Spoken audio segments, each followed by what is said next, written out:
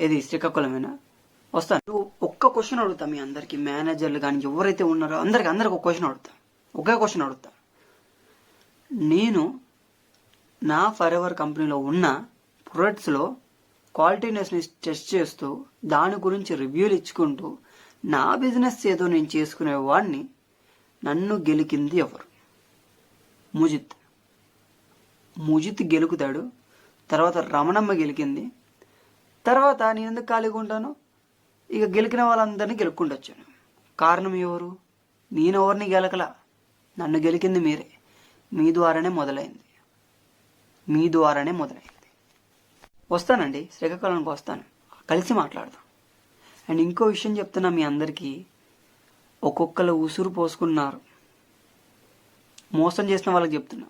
మీకు తెలుసు కదా ఎవరు మోసం చేశారు, ఎవరు ఎలా ఎదిగారని. అందరికి కాదు అనేది,